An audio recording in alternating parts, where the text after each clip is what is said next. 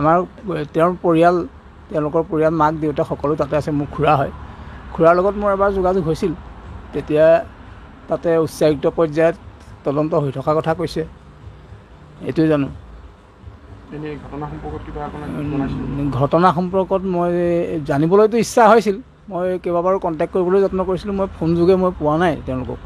মাত্ৰ খুৰাৰ পৰা মই খুব সীমিতভাৱে মই কথা পাতিব পাৰিছিলোঁ। বেছি কথা মই কথা পাতিব পৰা নাই। কিন্তু এই কথাটোকে ক'লে আৰু স্বাভাৱিকতেই আমাৰ অসমৰ পৰা যোৱা এজন ব্যক্তিৰ লগত তেওঁলোকে সংগ দিবলৈ বা শুশ্ৰূষা কৰিবলৈ বিচাৰে। তাতে অসমৰ এগৰাকী নক্ষত্ৰ জুবিন গাৰ্গৰ লগত সংগ দিওঁতে তেওঁলোকৰ সৌভাগ্যৰ নিচিনাও কথা। গতিকে স্বাভাৱিকতে তেওঁলোকৰ লগত সংগ দিবলৈ যাওঁতে এনেকুৱা এটা দুৰ্ভাগ্যজনক ঘটনা ঘটিব বুলি তেওঁলোকেও হয়তো ভবা নাছিল। এনেকুৱা ধৰণৰ হয় কথাবিলাক।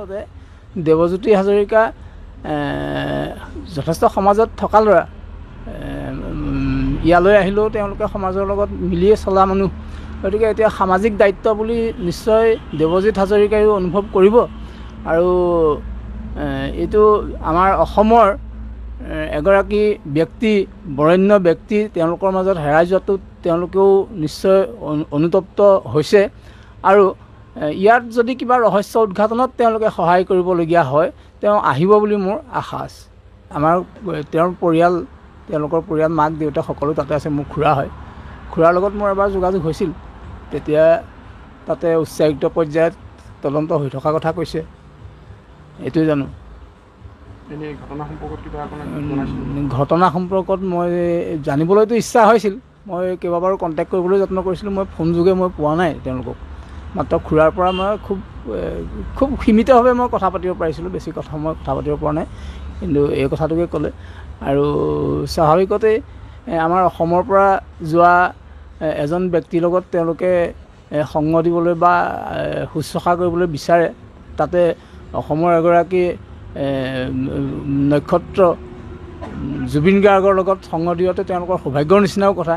গতিকে স্বাভাৱিকতে তেওঁলোকৰ লগত সংগ দিবলৈ যাওঁতে এনেকুৱা এটা দুৰ্ভাগ্যজনক ঘটনা ঘটিব বুলি তেওঁলোকেও হয়তো ভবা নাছিল।